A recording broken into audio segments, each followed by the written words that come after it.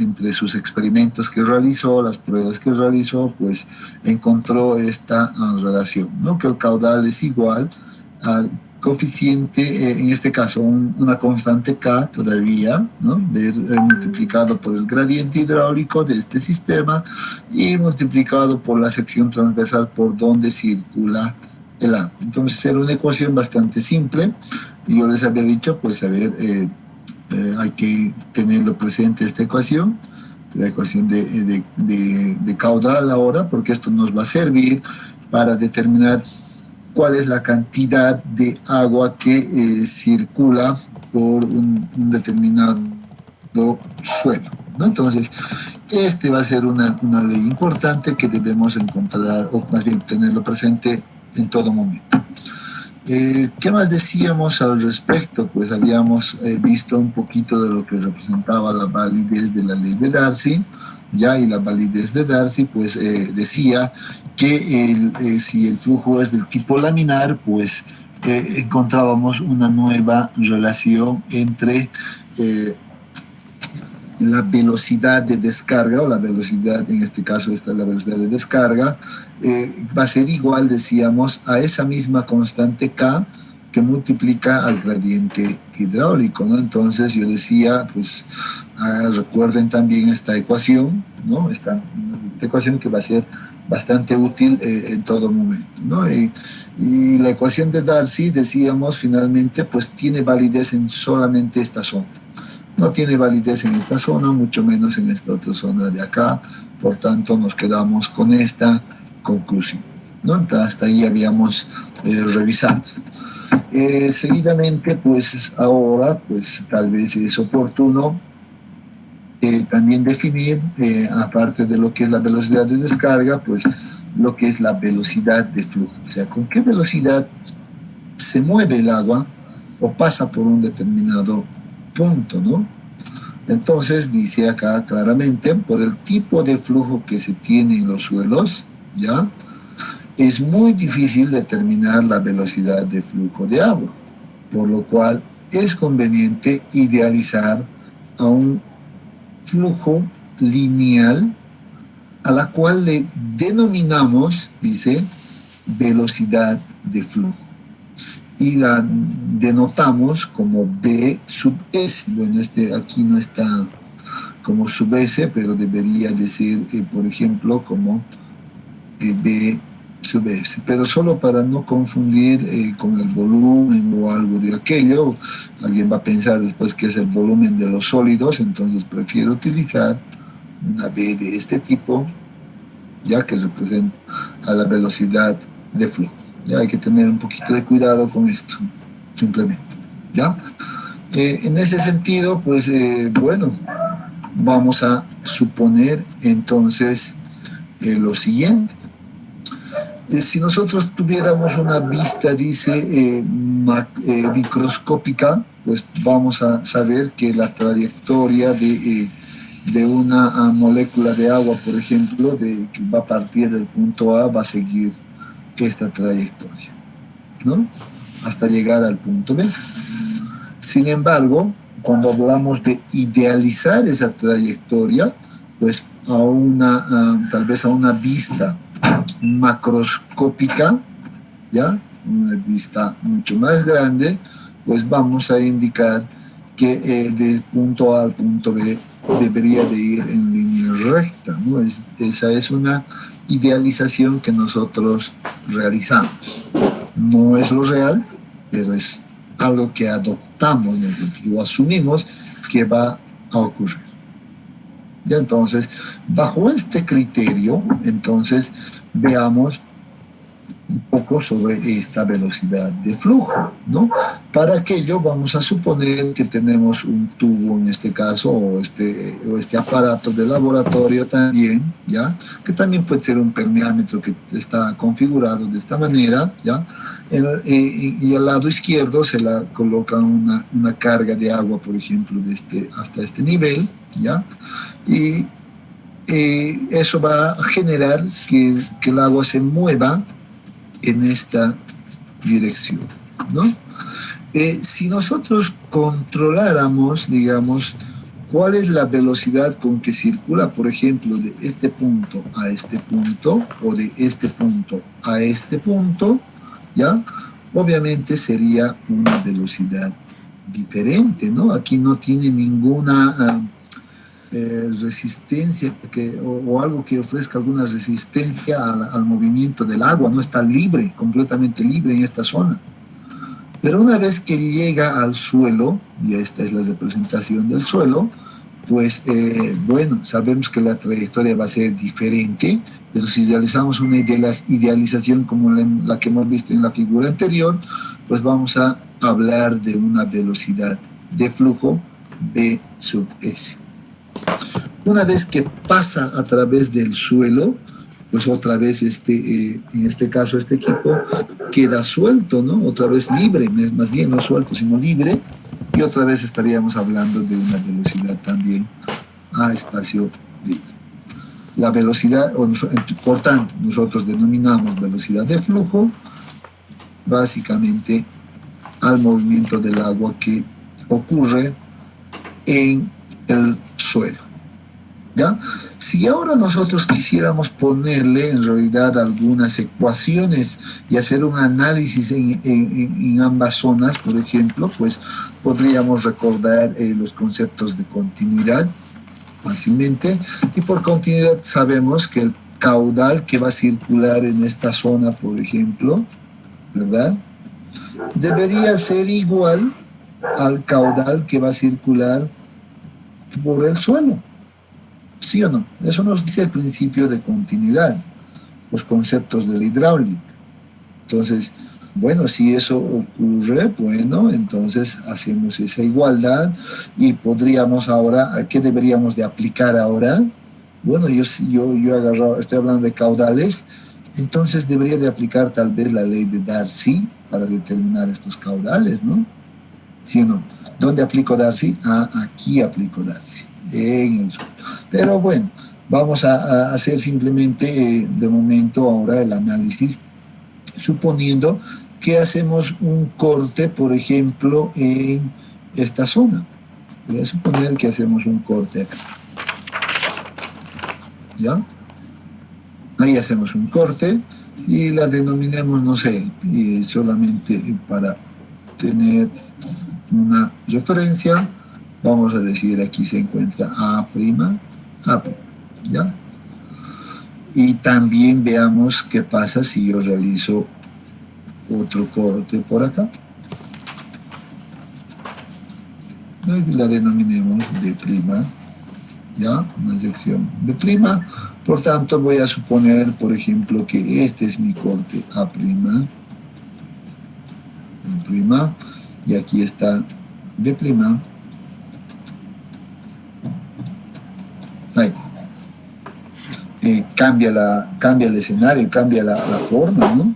Si yo miro acá, bueno, la sección transversal es pues llena, no tiene ninguna partícula sólida en medio, ¿no? Está libre, lo que decíamos. Pero si miro el corte B', ¿qué va a ocurrir? Estoy viendo que sí hay partículas de suelo, ¿no? Hay partículas sólidas y obviamente unos vacíos interconectados ahí, que es por donde va a circular el agua. El área por el cual circula el agua en esta zona, pues va a ser representada por toda la sección transversal de este tubo, ¿no? Por tanto, A. ¿Cuál va a ser el área por donde circula el agua en esta zona? No puede ser ya A, ¿no? Sino que vamos a decir seguramente, bueno, aquí para empezar debemos hacer la diferencia entre el área que representan los vacíos, ¿verdad?, y el área que representan los sólidos, ¿no es cierto? Entonces, por eso decimos que el área total de en este caso de este tubo, con el suelo que está al interior, va a ser igual al área de vacíos más el área de los sólidos. Acá no hay que hacer ninguna sumatoria, el área es única, es todo el vacío que aparece acá, no hay más. Eso es fácil de entender. Si ahora nosotros aplicamos, en este caso, como les decía, y la ley, en este caso la ley de Darcy, ¿qué va a pasar? Bueno, vamos a tener esta relación, la velocidad de flujo o la velocidad de descarga va multiplicada por la sección transversal de A. Entonces, bueno, el agua circula por toda la sección, por tanto va a tomar toda esa sección, debe ser igual siguiendo esta ecuación principal, ¿no? Igual va a ser a la velocidad de flujo B sub S, que multiplica el área de los vacíos, porque el agua solo va a circular por los vacíos, no puede atravesar la parte sólida. Entonces, bueno, aquí ya va tomando esa diferencia, ¿no? Entonces, yo puedo hacer todavía aquí algunas, y tal vez algunas operaciones algebraicas, ¿ya? Donde voy a tener entonces esta relación, ¿no? La puedo llevar en términos, el área en términos de volumen, seguramente, ¿no? Le puedo llevar en términos de volumen total, volumen de vacíos y la velocidad de descarga, ¿no? Entonces, lo que estoy haciendo es simplemente las secciones transversales las estoy volviendo en volumen, ¿no? Entonces, si hablo en términos de volumen, puedo decir que en realidad si es el área total, pues va a ser igual al volumen total, podría representarse igual como volumen total, y si hablo de el área de vacíos, pues podría representar como el volumen de vacíos, ¿no es cierto? Entonces es lo mismo que estaría multiplicando y dividiendo por un mismo valor, ¿no? Al final no le afecta en lo absoluto matemáticamente, pero seguramente que esto va a ser una ecuación que yo voy a poder manejar con mayor facilidad, ¿no? Porque ya estoy familiarizado con el volumen total, el volumen de vacíos, etc. Entonces, si yo veo ahora, todavía puedo indicar, en realidad, si esto lo traigo por acá abajo y me quedaría uno acá haciendo algunas operaciones, pues ¿qué me va a quedar? Volumen de vacío sobre volumen total. Para mí eso es igual a la porosidad. Por tanto, como conclusión final, pues decimos que la velocidad de flujo o la velocidad con la que va a pasar el agua a través del suelo va a ser igual a la velocidad de descarga con la que circula el agua en esta zona, dividido entre la porosidad de ese material. Por tanto, la porosidad aquí empieza a jugar un papel fundamental. Dependiendo del valor de velocidad, dependiendo del valor de la porosidad, pues vamos a poder conocer cuál es la velocidad de flujo del agua. O sea, vean que a partir de este principio de continuidad hemos llegado a expresar esa velocidad de flujo en términos de un parámetro que está relacionado con las propiedades del suelo, que es la porosidad. Y la velocidad de descarga seguramente es un dato que va a ser conocido, ¿no? Entonces es un valor conocido. Bueno, la porosidad la vamos a poder encontrar en cualquier momento, por tanto vamos a poder conocer con qué velocidad pues, circula el agua por un determinado suelo.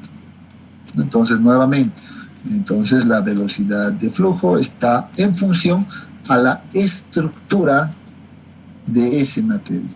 Entonces la conclusión, sin embargo, me voy a anotar también esta ecuación, ya porque estoy tal vez aquí definiéndola, ya estoy definiendo esa ecuación de la velocidad de flujo.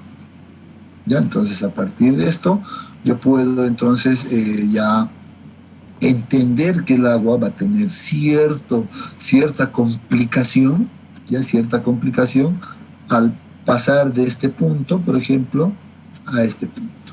No es tan fácil, ¿no? Bien, me quedo con la ecuación final, ¿ya? Y vamos a empezar a hablar entonces ahora de esta otra constante que apareció en la ecuación de Darcy, ¿no? Entonces, ¿qué decía Darcy? Porque vean que Si la puedo yo escribir seguramente esta ecuación en función al gradiente hidráulico, ¿no? ¿Puedo determinar el gradiente hidráulico de esta ecuación?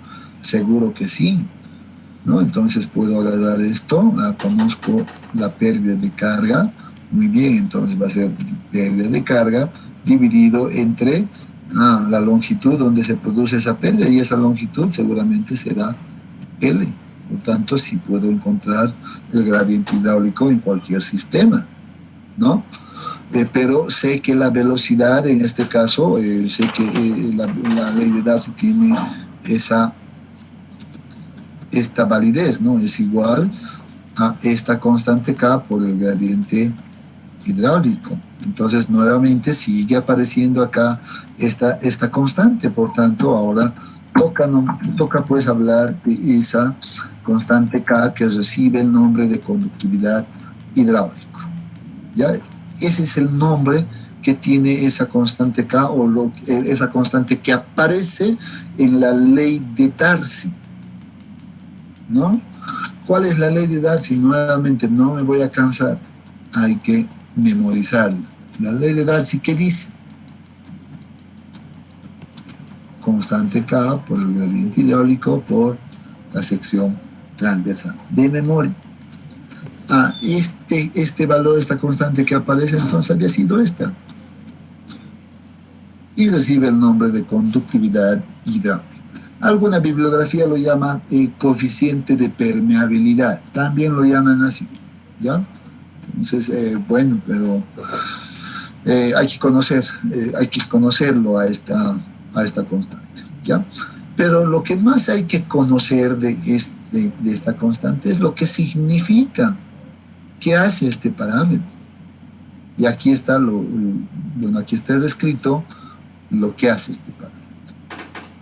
Dice, este parámetro evalúa la resistencia que ofrece el suelo al flujo de agua, por lo que este depende de la estructura del suelo. ¿No es cierto? Entonces, algo muy parecido a lo que ya habíamos dicho anteriormente. Muy bien, como estamos hablando acá de la porosidad, bueno, entonces esta velocidad de flujo va a depender de la estructura del suelo. Algunos suelos van a tener más vacíos, ¿no es cierto?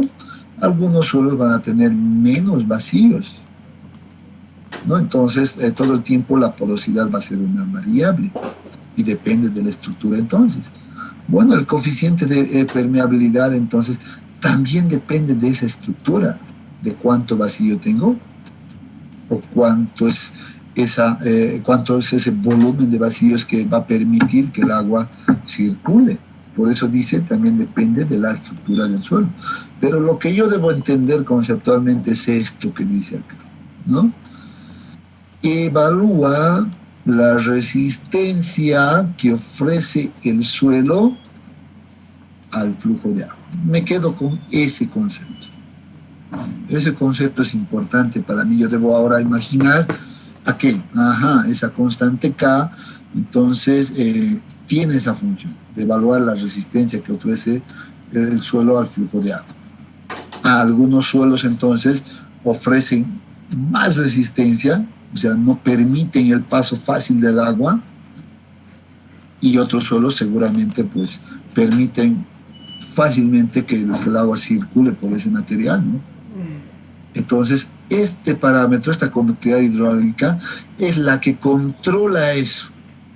Va a depender mucho de este parámetro. Por tanto, es un parámetro bastante importante a la hora de determinar la cantidad o el caudal que circula por el suelo, ¿ya? Dice, existen diversas maneras para determinar este parámetro K del suelo, la conductividad hidráulica. Puede ser ensayos de laboratorio, puede ser a partir de métodos empíricos, puede ser ensayos de campo, ¿ya? Tres caminos. Y solo para mirar esto, ya solo para mirar un momento, por favor, voy a ir al texto, ya al texto base, y vamos a darle una mirada, por ejemplo, a esto. Ya solo un momento, voy a cortar por un momento esta presentación para compartir lo que dice el texto. Es siempre bueno mirar lo que dice el texto, ¿ya? Entonces, aguárdeme un momentito, por favor. Aguárdeme un momento. ¿Dónde estamos con el texto? Aquí estamos. ¿Dónde está flujo de agua? Aquí está. A ver, vamos a ver dónde está aquello para que les muestre directo. Dirección del flujo, así está, excelente. Ay.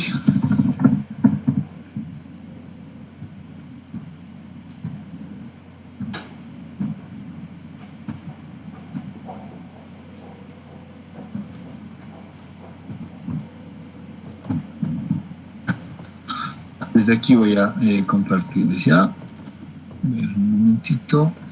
Vamos por esto. Y vamos a dar una mirada a nuestro texto base.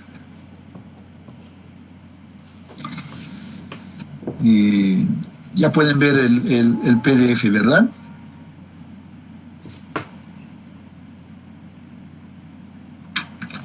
Sí, ingeniero.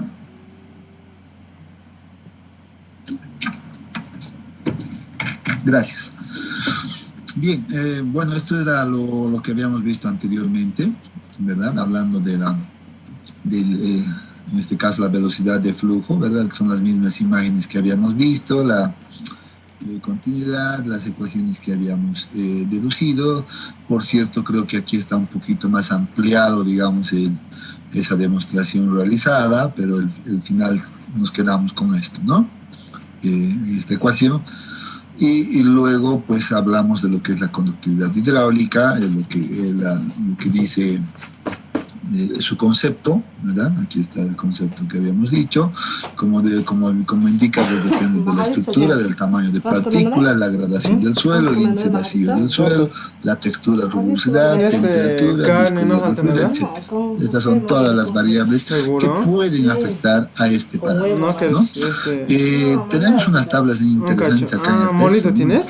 ¿Tienes? Pues existen algunos valores típicos de la conductividad hidráulica. Es que yo si quiero cocinar un ratito me compro porque me huele, ¿no ve? Me huele, ¿no? Entonces, ya no sirve, este cuadro ¿no, nos muestra que, por ejemplo, los valores de conductividad hidráulica, en este caso K, pues medidos en centímetros segundo, ya, pues tiene una gran variación. Para las gravas limpias, vean, varía de 1 a 100 centímetros por segundo, y en las arcillas, pues estamos hablando de 1 por 10 a la menos 10. Así no estaba esto, ya le has arreglado. 10 a la menos 6, o sea, realmente aquí son, no pues, funcionaba. ¿Cuánto es la variación de esto entonces? Es de millones, ¿no? Mínimo millón, ¿no? Estamos viendo acá, pues, eso significa que tenemos un rango bastante amplio en la que se mueven los valores de conductividad hidráulica. Entonces, para nosotros no sería nada práctico, pues, el utilizar un valor cualquiera, ¿no? O un promedio de estos, ¿no? Entonces, no es factible porque la variación es sumamente gigantesca para distintos tipos de materiales. Entonces, lo que se recomienda es que debes seguir por otro camino, ¿no? Y entre esos caminos que se mencionan están los ensayos de laboratorio, los métodos empíricos y los ensayos de campo, ¿no? Entonces, ¿qué es lo que yo quería mostrarles, por ejemplo, en este punto? ¿Ya? Todavía no vamos a ver esto lo vamos a ver más adelante, ¿ya? Pero lo que yo quiero que veamos es esto, no, ni siquiera esto lo vamos a ver también ahora en un momentito más, ¿ya? Los ensayos de laboratorio para determinar estos valores, el ensayo de carga constante, el ensayo luego el ensayo de carga variable, cómo cambia, ¿Ya? Entonces creo que aquí tenemos inclusive toda la solución, habría que revisarlo con mucho cuidado estas ecuaciones, vean, ya hay que mirar estas ecuaciones que nos van a dar como resultado una ecuación que nos sirve para calcular este valor de la conductividad hidráulica en laboratorio, ¿no? Y ahí están todas las variables. Pero lo que yo quería que miremos, y para eso he venido a este punto, es justamente esto, ¿no? Los métodos empíricos que existen, ¿ya?, para determinar la conductividad hidráulica. Vean, hay varias correlaciones propuestas por Hansen, que vean, dice la conductividad hidráulica a una constante, a un coeficiente C, ¿ya?, multiplicado por D10 elevado al cuadrado. ¿Qué es D10? Ya sabemos de la granulometría, ¿no? A ver, ¿quién recuerda qué es D10? Bueno, diámetro efectivo también se la denomina, pero nosotros la hemos denominado como el diámetro que le corresponde al 10% de material que pasa, ¿no ven? Entonces ya hemos hablado de esto. Por tanto, vean que es una ecuación bastante simple. Si yo conozco la granulometría de ese material, dice, pues puedo determinar esa conductividad. Ahí está el término incorrecto. Está mal dicho, puedo determinar, porque no es determinar. ¿Puedo estimar? Sí. ¿Ya? Los métodos empíricos nos sirven para tener una primera estimación, una primera aproximación de este parámetro. Eso debo entender. Pero no es la única. Vean, Hansen. Aquí está el parámetro C que propone este autor, dependiendo al tipo de suelo, vean, a las características del suelo, yo adopto un valor de C y puedo utilizar esta ecuación. Eso es lo que me dice, el autor propone una ecuación, propone también las constantes, ya, para que podamos utilizar. Bueno, aquí aparecen otros autores, Max y Dane, proponen que determinemos, por ejemplo, la conductividad hidráulica a partir de la curva granulométrica de una muestra, ¿no? ¿Qué es lo que propone? Pues va a proponer seguramente una nueva ecuación, mucho más amplia. Sí, nos propone una nueva ecuación mucho más amplia, a veces inclusive un tanto compleja de utilizar, propone algunos ábacos para solucionar o determinar algunos valores específicos, ya, para que parecen sigmas, y a partir de eso determinar la conductividad hidráulica, ¿no? Tipos de valores de tensión que son constantes, pero ya son ábacos, son cuadros. Entonces, debo entender yo cuando hablo de cuadros y ábacos que los resultados no son precisos, ¿no es cierto? Siempre va a haber una gran variabilidad. Con los mismos datos yo les proporciono el mismo ábaco a ustedes y les digo determinen ese valor, estoy seguro que todos van a sacar resultados diferentes, porque la apreciación de una persona es distinta. Yo puedo decirle, tengo un valor, no sé, de 1.5, alguien va a ver por acá, alguien va a ver un poquito más acá, va a llevar, etcétera, ¿no? Y allá viene la apreciación visual inclusive, o sea, nos va a llevar a valores diferentes.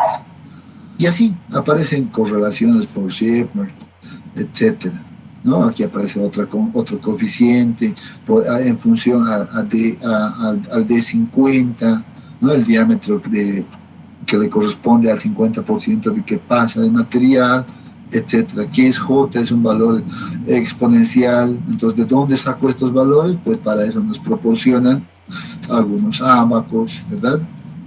Y uno debe empezar a utilizar estos valores y encontrar la conductividad hidráulica. ¿A qué quiero llegar? No quiero llegar a que analice todos estos métodos porque son varios. Miren, hay una lista larga, ecuaciones distintas, uso de tablas diferentes, etcétera, etcétera, ¿no? Hay otras formas empíricas hidráulicas y más ábacos, más tablas, etcétera, etcétera. Conclusión. Puedo utilizar como parámetro de diseño o para calcular un cierto caudal de manera adecuada los métodos empíricos. La respuesta es no. solo deberíamos utilizar como una primera aproximación. Si no tengo, hay una regla que en la geotecnia, por ejemplo, se maneja, ¿no? Es peor no contar con un dato, ¿ya? A que estimemos ese dato. O sea, es mejor, perdón, al revés, es mejor estimar un dato a partir de algunos datos específicos que no tener ese dato. ¿No es cierto? Entonces,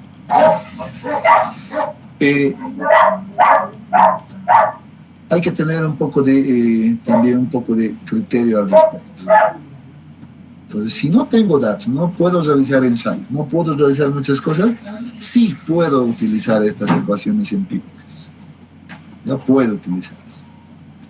Y eso sería como que mi última opción en realidad, ni siquiera debería ser la primera opción, debería ser mi última opción. ¿Qué es lo que se recomienda? Bueno, lo que se recomienda es esto, ¿no? Venir por este caso. ¿Dónde está? Bueno, nos hemos ido bastante abajo.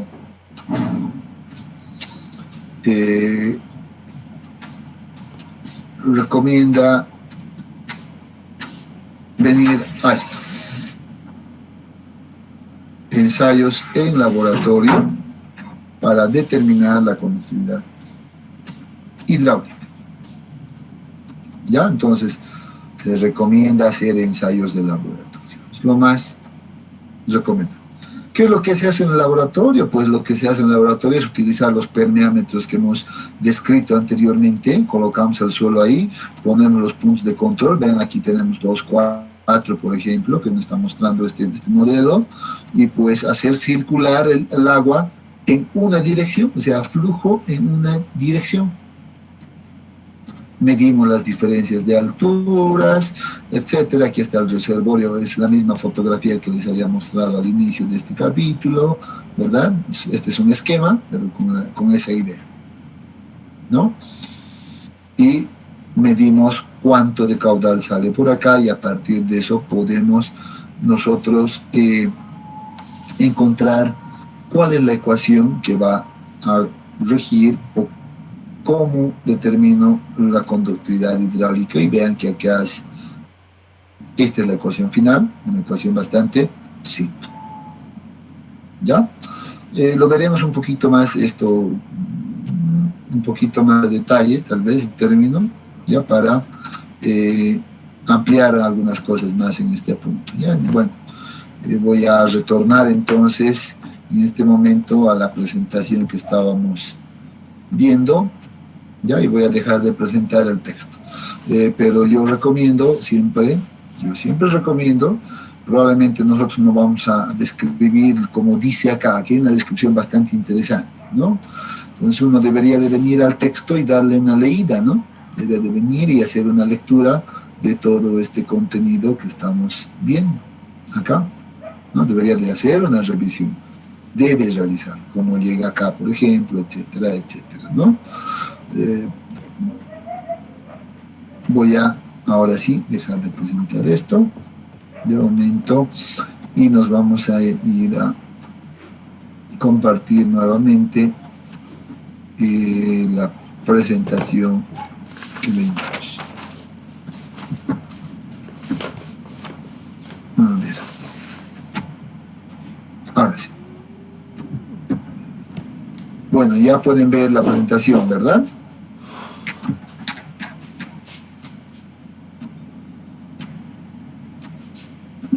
Sí. Muy bien, muchas gracias. Bien, entonces hablábamos de estos métodos. De manera muy rápida ya los hemos visto, los métodos empíricos, ya hemos dicho que a veces no es tan conveniente, sería como nuestra última opción, ¿ya? Los de laboratorio son los más recomendables, pero también hay que hablar de los ensayos de campo. Los ensayos de campo obviamente son los más ideales, porque vamos a medir en realidad en campo este parámetro en condiciones reales, ¿no? Pero la macana es que para hacer esa medición en campo de este parámetro, pues se requiere, por ejemplo, voy a hacer una vista en planta, ¿ya? Si yo quiero medir la conductividad hidráulica de esta zona, por ejemplo, ya la teoría me dice que yo debo realizar una perforación a gran profundidad en este punto, ¿ya? Y debo realizar también algunas perforaciones más pequeñas, ¿ya? Alrededor de esta perforación principal. Algo así. Y porque estos van a ser los pozos de observación, y este es el pozo que me sirve para medir este parámetro. Entonces, ¿qué significa esto? Significa que voy a invertir pues un presupuesto bastante alto para poder hacer esta verificación en campo, ¿no? Por tanto, por lo general, los ensayos en campo, las mediciones de las permeabilidades en campo, pues solo se los realizan cuando el proyecto pues tiene mucha importancia, ¿ya? Cuando el proyecto es muy grande, de gran envergadura, por ejemplo, ¿no? Entonces ahí sí, necesariamente tenemos que hacer este ensayo, ¿ya?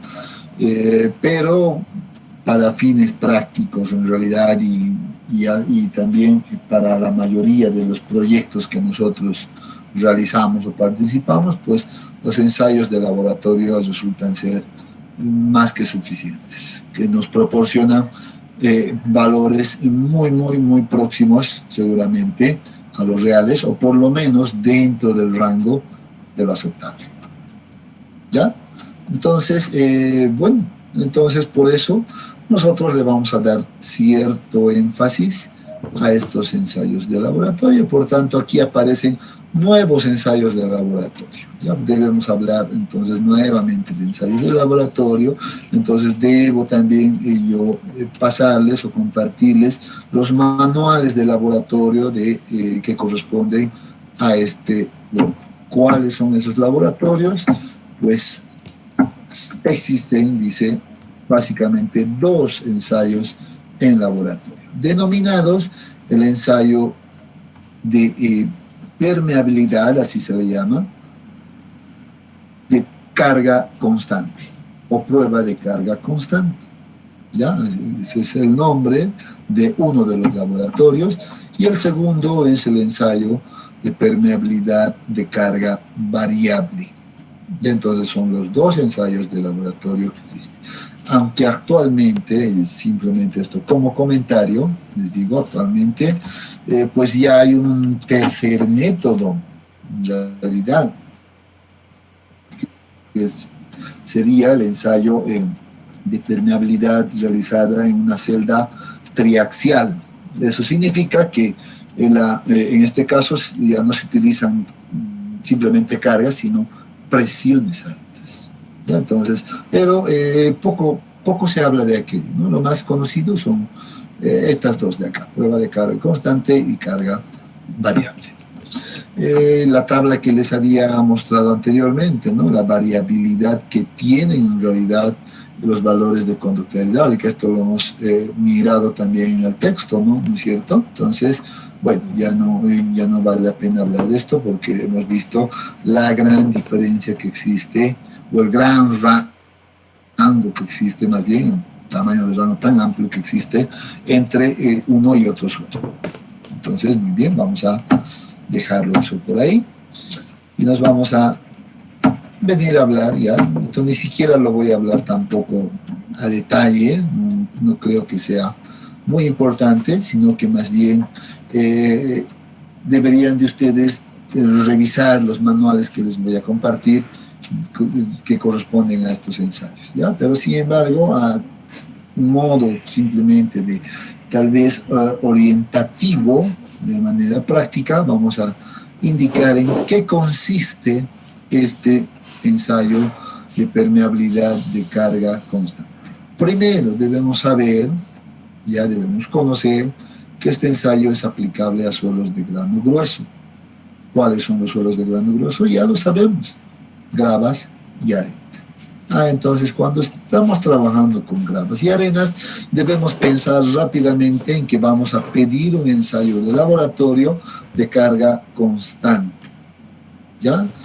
¿En qué consiste esto? Bueno, bueno, aquí se ha extraído simplemente el modelo ya simplificado del modelo del permeámetro de laboratorio, ¿ya? Que está representando tal vez la configuración general de este ensayo. ¿Qué consiste? Consiste en que debemos ingresar por la parte superior, por ejemplo, un caudal constante, ¿ya? Siempre es el principio, ¿ya? Por eso lleva el nombre también de carga constante. Esto no va a cambiar, se va a mantener fijo. El flujo se va a dar en esta dirección a través de una longitud de muestra L, ¿no? Al final o al otro extremo del suelo, pues se va a encontrar en contacto con un reservorio, como hemos visto en el esquema más detallado en el texto, ¿ya? Que también se va a mantener en una posición constante, y a través de aquello pues vamos a poder medir nosotros cuánto de agua pasa hacia este otro lado. ¿Ya? Entonces, ¿en qué consiste la prueba? En que yo genere una tabla, por ejemplo, de este tipo, ¿ya? Donde vea, por ejemplo, por un lado, el tiempo, y diga, por ejemplo, bueno, a ver, voy a dejar pasar 5 minutos, ¿ya? Si este está en minutos, en una escala de minutos, voy a decir, bueno, voy a activar el cronómetro y voy a dejar que pase 5 minutos, ¿ya? Y voy a ver cuánto de volumen, aquí este es un recipiente graduado, cuánto de volumen ha circulado en estos 5 minutos. Como otro dato adicional, pues es normal en laboratorio controlar, voy a utilizar esto, es normal en laboratorio controlar la temperatura, ya la temperatura en grados centígrados a la cual se está realizando o se está midiendo este ensayo. Entonces son 3 datos o 2 datos básicamente que se controlan. Bueno, anoto esos datos y digo, muy bien, ya tengo un primer dato. Voy a controlar otros 5 minutos. Ya digo, muy bien, puedo acumular seguramente el tiempo también. Voy a controlar otros 5 minutos y voy a ver nuevamente cuánto de volumen es recaudado acá. Y controlo la temperatura nuevamente. Y así. Seguramente al inicio, cuando estemos haciendo el ensayo, cuando nos realice el ensayo, pues entre estos valores, por lo general, pues aparece una gran diferencia inicialmente, ¿ya? Eso obviamente porque el suelo todavía no está completamente saturado, pero ya va a llegar en algún momento, ya en el laboratorio, donde que para distintos tiempos, digamos, o mismos incrementos de tiempo de 5 minutos, pues ya voy a tener los datos casi constantes o muy parecidos. Este va a ser muy parecido a este, etcétera. Una ligera variación, y cuando eso ocurra, pues yo digo, pues yo ya estoy en una condición constante y con estos datos yo puedo trabajar ya, porque ya me está mostrando en realidad cuál es la velocidad, o más bien el flujo real que está ocurriendo en el suelo. Entonces ahí se concluye el ensayo, ¿no? Entonces, ¿qué estamos diciendo? El ensayo es tan simple que solamente debo controlar el tiempo y el volumen, ¿ya? Y el volumen que más bien se recauda en estas condiciones, ¿no? Entonces, con esos datos es suficiente. Con esos datos es suficiente para poder encontrar la conductividad hidráulica. ¿Qué hacemos? Obviamente en ese momento nosotros aplicamos la ley de Darcy, ¿no? El caudal que circula por el sistema, entonces por este sistema va a ser igual a lo que nos ha dicho Darcy. La constante K multiplicado por el gradiente hidráulico y por la sección transversal. ¿Conocemos la sección transversal? Sí, es un dato que la conocemos, ¿no? Ahí está. ¿Conocemos el gradiente hidráulico? Sí, si conocemos la pérdida de carga, la diferencia de alturas de carga, que además es constante, ¿no ve? Esto no cambia, de hecho este se va a mantener acá, este también se mantiene acá, por lo tanto es un valor constante, sí conozco. ¿Conozco la longitud donde se produce esto? Sí, conozco L, que es longitud donde se acomoda la muestra. Entonces puedo aplicar seguro esta ecuación. ¿Cuál es el dato que requiero? Pues el caudal. Pero el caudal la he medido pues aquí en el ensayo, ¿no? En términos de volumen, ¿verdad? Yo sé pues que el volumen en realidad, como dice acá, de la prueba se mide el volumen recolectado, que está en un cierto tiempo. Entonces el volumen va a ser igual al caudal por el tiempo. Esta es una ecuación básica de la hidráulica. Entonces en este momento digo, excelente, entonces yo puedo despejar de acá el caudal y voy a tener que, del ensayo, tengo que el caudal es igual al volumen dividido en el tiempo. Tengo la primera ecuación que nos proporciona Darcy. Entonces, ¿qué hago? Continuidad. ¿Verdad? Cuando hablamos de movimiento de agua, recordamos la hidráulica, y en la hidráulica hemos aprendido todo lo que ingresa es igual a todo lo que sale. En ese entendido, pues igualamos esta ecuación con esta ecuación. Bueno, se elimina el caudal y ¿qué me queda? Tengo el volumen porque es algún dato que yo he medido del ensayo. Tengo el tiempo. Entonces voy a tener seguramente una ecuación que diga volumen sobre tiempo es igual a la constante K que multiplica el gradiente hidráulico, pero ya conozco que el gradiente hidráulico es igual a delta H, que es un valor conocido, dividido entre L por A. ¿Es un dato? Sí, es un dato, debe ser un dato, tiene que ser un dato conocido. Entonces vean que si ahora yo despejo de esta ecuación el valor de K, ¿verdad? La constante K puede ser determinada. Entonces va a ser igual. K va a ser igual al volumen que multiplica a la longitud de la muestra L, y esto divide en realidad a la pérdida de carga del H, ¿verdad?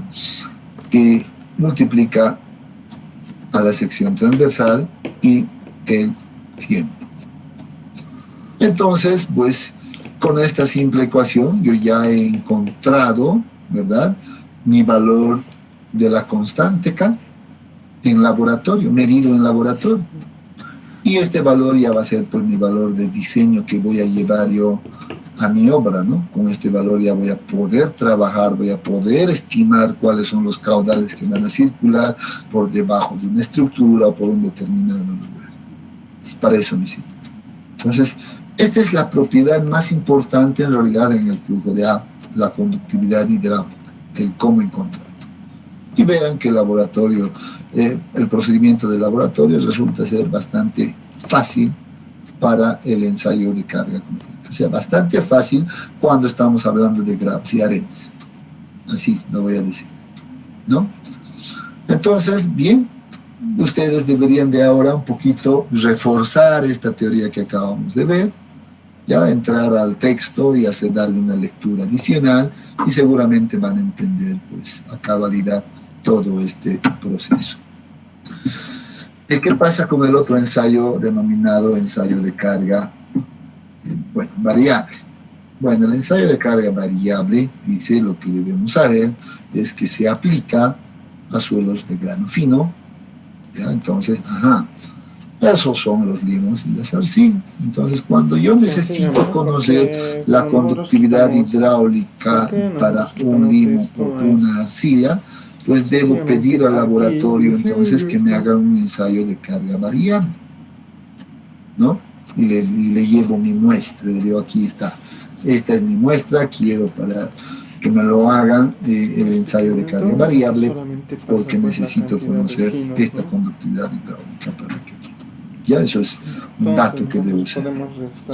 ¿En qué consiste esto? Obviamente aquí tenemos también un modelo ya simplificado, ¿no? Ya sabemos que en lo real las fotografías que hemos visto pues son muy diferentes, ¿no? Entonces mucho más complejo en realidad. Pero este modelo simplificado nos sirve para entender de manera práctica cómo funciona en el laboratorio el medir el flujo en una dirección y luego encontrar la conductividad hidráulica. ¿Cuál es la configuración? Dice, un dato que les doy. Como es arcilla o suelo fino, pues los vacíos de los suelos finos pues son como muy pequeños, ¿no es cierto? El agua tiene grandes complicaciones en circular a través de estos suelos. Por tanto, si yo mantendría la misma configuración anterior, o sea, la carga constante, seguramente que no conseguiría que el agua pase a través del suelo. No conseguiría con una misma carga constante, se quedaría quieto, en otras palabras. ¿Ya?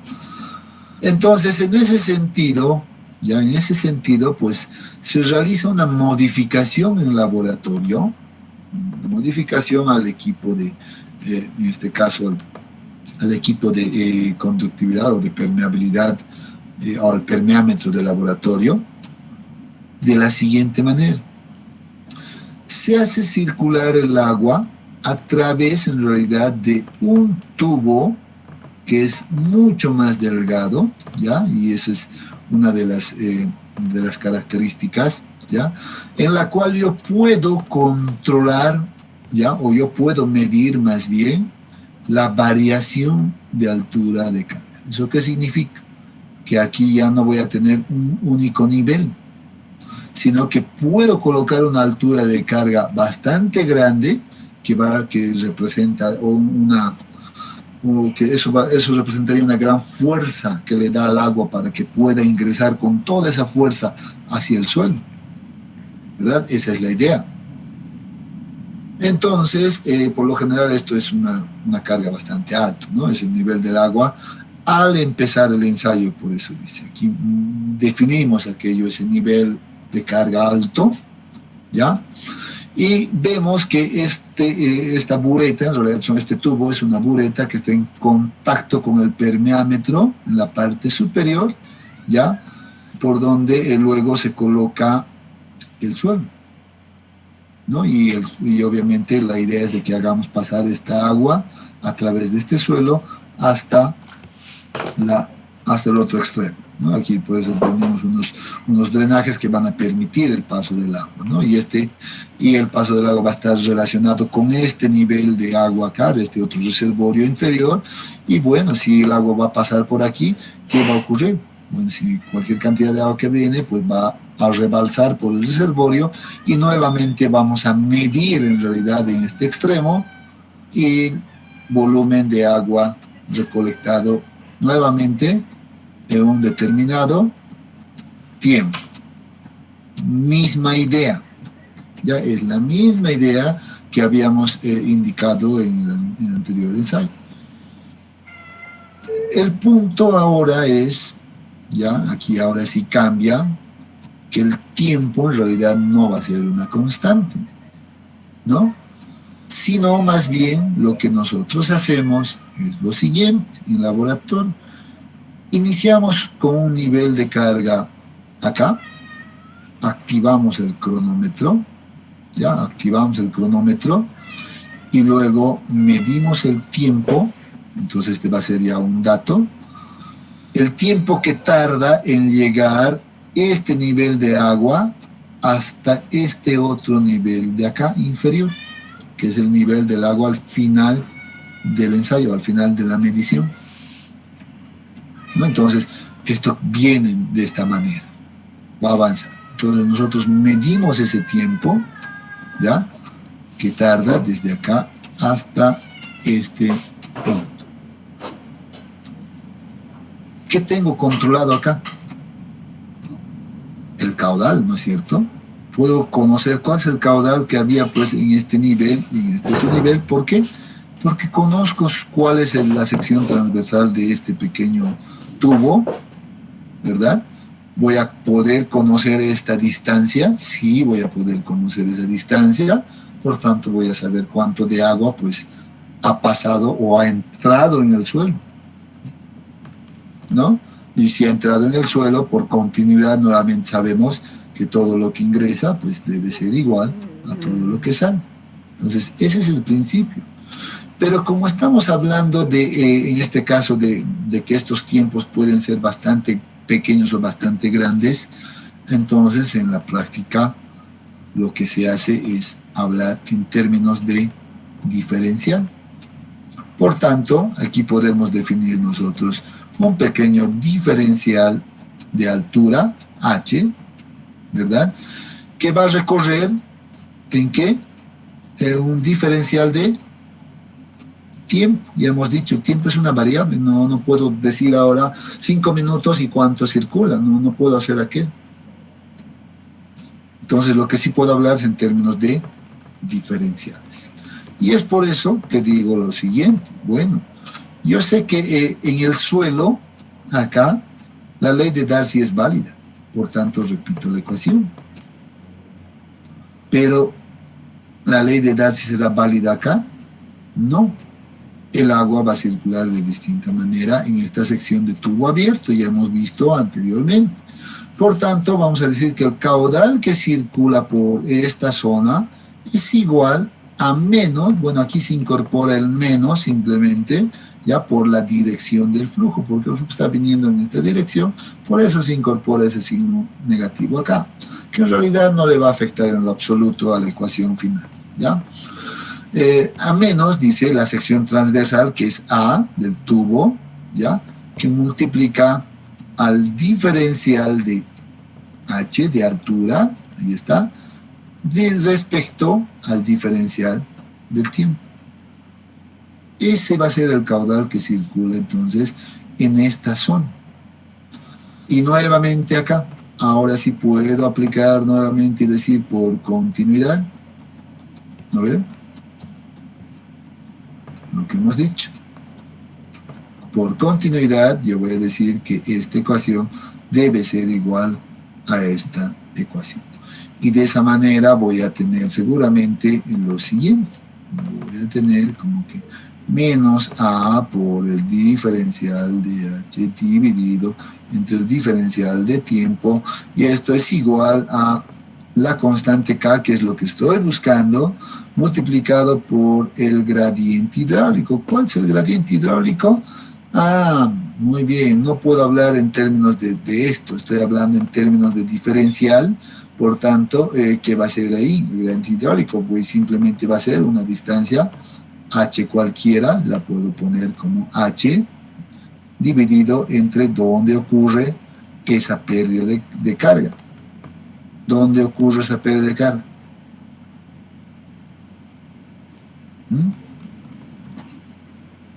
L.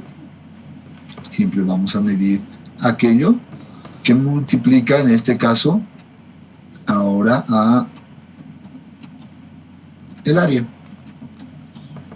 Listo. Tengo la ecuación acá, ¿verdad? Tengo la ecuación y seguro que puedo ahora sí despejar de acá y formular o tal vez la siguiente ecuación. Puedo despejar el tiempo. Yo sé que el tiempo es una variable, había dicho.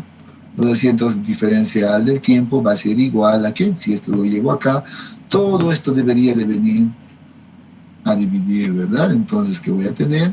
Menos A, ¿no es cierto? Menos A, estoy llevándolo ahí. A es una constante, sí, dividido entre A es una constante, también es una constante, la puedo tener ahí. ¿Qué más es una constante? K es una constante, sí, es una constante K. Luego, H es constante, no, H es variable, aquí va a variar, todo este régimen cambia, por tanto no es una constante, la voy a dejar de momento ahí. L es una constante, sí, la longitud de la muestra no va a cambiar, por tanto L, pues en este caso vendría a multiplicar acá, ¿no? Me corrigen si me estoy equivocando, pero creo que no. Entonces también es una constante, todo esto sería básicamente una constante y tendría en este caso como multiplicando a esta variable h por el diferencial de h, ¿no es cierto? Entonces, ¿qué hago acá? Pues muy bien, aplico las famosas integrales. Cuando hablo de diferenciales, aplicamos las integrales en ambos términos. Cuando puedo colocarle directamente acá o puedo colocar acá, dependiendo, ¿no? Colocamos la integral y digo, pues desde el tiempo igual a 1 hasta el tiempo igual a 2, esto va a cambiar, ¿ya? Tiempo igual a 1, perdón.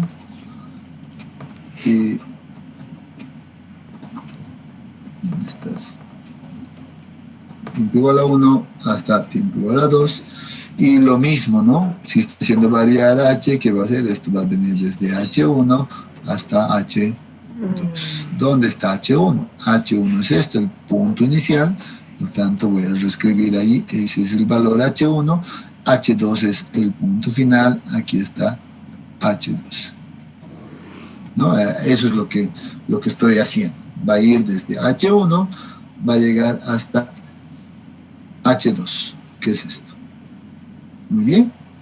Bueno, esta constante la puedo sacar y aquí empiezo a hacer integral. Voy a diferencial, con este se pierde y aquí me quedo con tiempo, y si hago esto, pues seguramente puedo trabajar en términos de T1 menos T2 o tiempo 2, perdón, tiempo 2 menos T1, etcétera, que va a ser igual a que seguramente esta constante la puedo sacar ya, menos A por L, que divide A por K, y si hago la integral de esto, ¿qué me quedaría? Esto es igual a la integral de H. ¿Cuál es la integral de H? H al cuadrado sobre 2. H al cuadrado sobre 2.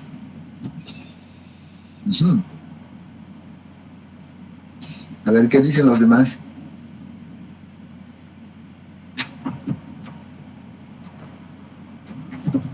¿Qué dicen los demás?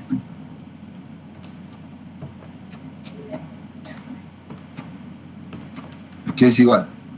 Sí, es lo mismo. H al cuadrado sobre 2. ¿Seguros?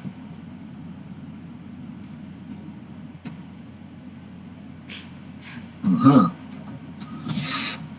Ahora sí estoy viendo un pequeño detalle. A ver, déjenme revisar un ratito ese punto. Creo que hay un error.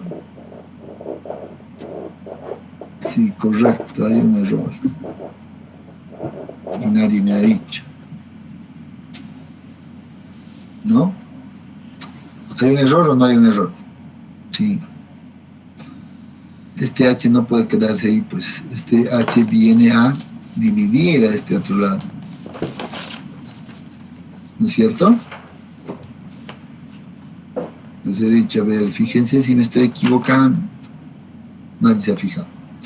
Entonces, esta no es la ecuación. Voy a borrar. Si tenían razón, h sobre 2, sí. Entonces, lo correcto es 1 entre h.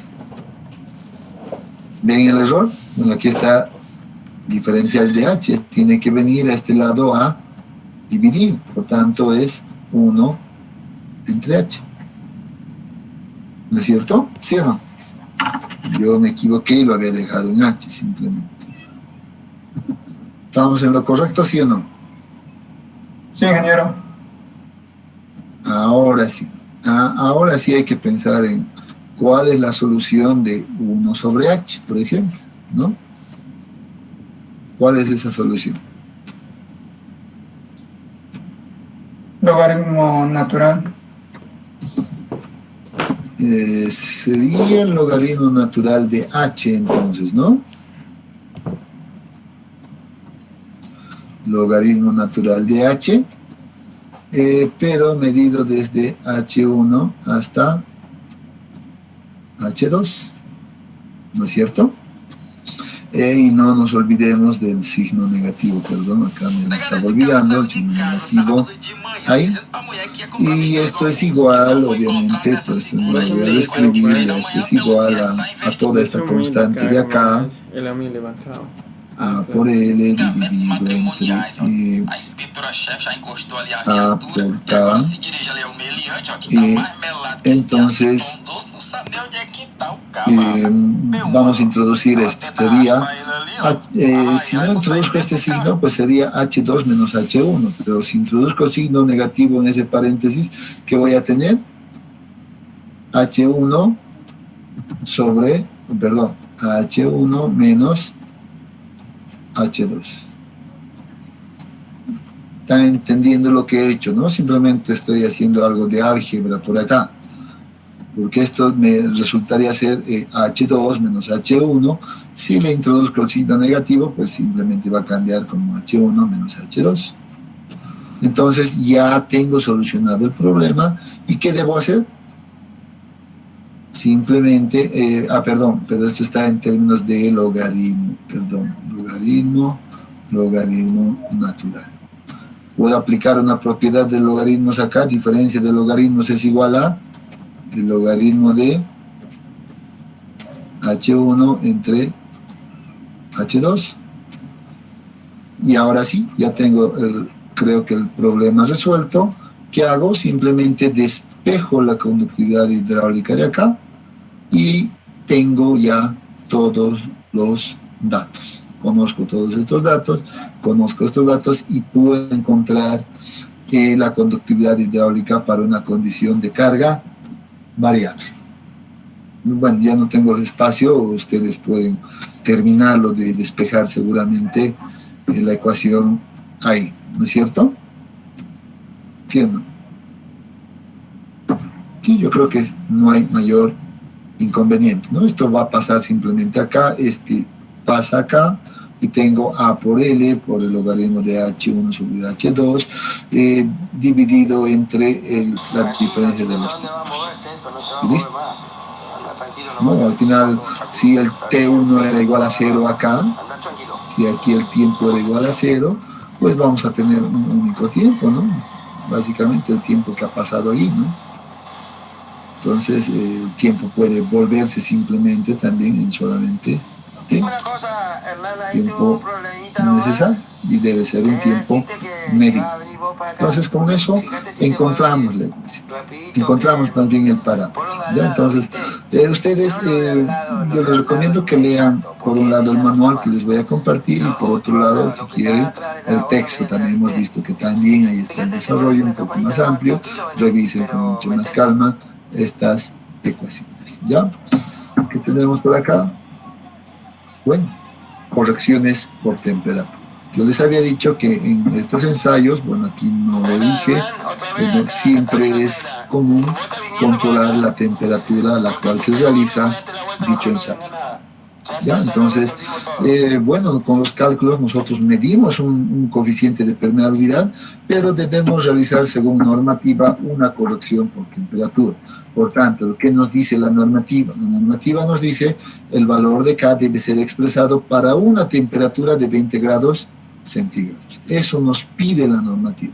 El laboratorio debe reportar una conductividad hidráulica a 20 grados centígrados. Probablemente cuando yo he realizado el ensayo, pues haya sido un día bastante caluroso y la temperatura esté, por ejemplo, a 30 grados centígrados, ¿no? O 32 grados centígrados, etc. Entonces yo debo estandarizar esa medida a 20 grados centígrados. ¿Cómo lo hago aquello? Pues muy simple. Dice, bueno, el valor de la conductividad hidráulica a 20 grados centígrados va a ser igual a multiplicar una constante de temperatura, C sub T, por la conductividad hidráulica determinada en el ensayo a esa temperatura, K. Entonces este valor ya lo hemos visto cómo se calcula con las ecuaciones anteriores. Entonces debo simplemente determinar ahora esta constante para hacer la corrección y tener finalmente el valor representativo. ahí está, conductividad hidráulica correspondiente a la temperatura del ensayo, coeficiente de corrección por temperatura, lo que había dicho, y finalmente la conductividad hidráulica para una temperatura de 20 grados centígrados, que es el resultado final. Entonces, simple, acá solo necesito definir el valor de C. ¿Cómo defino ese valor de C? Pues a partir de este cuadro que tenemos acá, digo, porque está para distintas temperaturas, ¿verdad? Vean, tenemos sus factores de corrección. Vean que va de 4 grados hasta los 70 grados centígrados, exagerado, no sé en qué ambiente, pues llegaríamos a un 70 grados de temperatura, tremendo, ¿no? Difícil. Lo más que se llega seguramente será 30, máximo hasta 40 tal vez en algunos de los casos, pero tenemos su correspondiente factor de corrección. Si estaríamos en una zona fría, vean, bueno, aquí sí tendremos otros factores de corrección, ¿no? Entonces, depende mucho también de esa temperatura. Pero vean que la transformación o la estandarización es sumamente simple. Bueno, vamos a quedar acá por el día de hoy. Ya hemos hablado un poco de este parámetro de la conductividad hidráulica, los ensayos de laboratorio, etcétera. Debemos ahora compartirles esos manuales para que ustedes revisen y lean y puedan estudiar adecuadamente, ¿ya? Si tienen alguna consulta, hasta acá, jóvenes.